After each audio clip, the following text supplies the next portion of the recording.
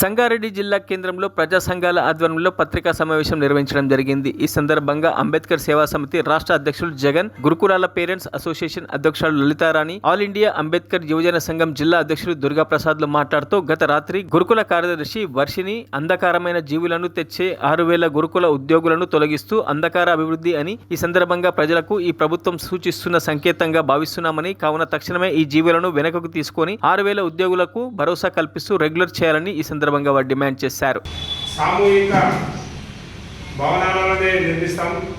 మరి అన్ని విద్యా సంస్థలు ఒకదాన్ని జోడించి ఏదో కొత్త విధానాన్ని చేస్తామని గత అసెంబ్లీలో మరి ముఖ్యమంత్రి గారు, ఉప ముఖ్యమంత్రి గారు చెప్పడం జరిగింది. మరి అర్ధరాత్రి మరి విద్యను ధ్వంసం చేసే ప్రక్రియ మరి గురుకుల సెక్రటరీ అల్లు గారు ప్రకటించడం మరి విచారకరం. 6,000 మంది ఉద్యోగస్తులను మరి తొలగిస్తున్నారు. అంటే ఈ వ్యవస్థను ఏం చేద్దామని మరి అంత జాబ్ క్యాలెండర్ మొన్ననే ప్రకటించింది ప్రభుత్వము. మరి 6,000 జాబ్లను మరి అర్ధరాత్రి తొలగించడం మరి ప్రభుత్వానికి మరి ఉద్దేశం ఏందో ప్రజా సంఘాలుగా అంబేద్కర్ సంఘం జిల్లా అధ్యక్షులుగా ఈ ప్రభుత్వాన్ని ప్రశ్నిస్తున్నాం.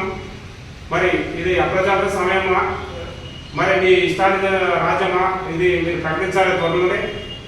ఇది త్వరలో మరి గెస్ట్ ఫ్యాకల్టీ కానీ మరి గురుకులాలు ఉన్న అన్ని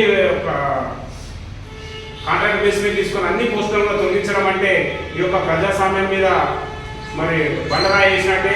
కాబట్టి ఎడ్యుకేషన్కు ప్రాధాన్యత ఇస్తామన్న ఈ ప్రభుత్వం మరి ఈ అర్ధరాత్రి తీసుకున్న నిర్ణయాన్ని మేము వ్యతిరేకిస్తాం. వెంటనే ఉపసంహరించుకొని అందరినీ త్వరలోనే విధులకు తీసుకోవాలి.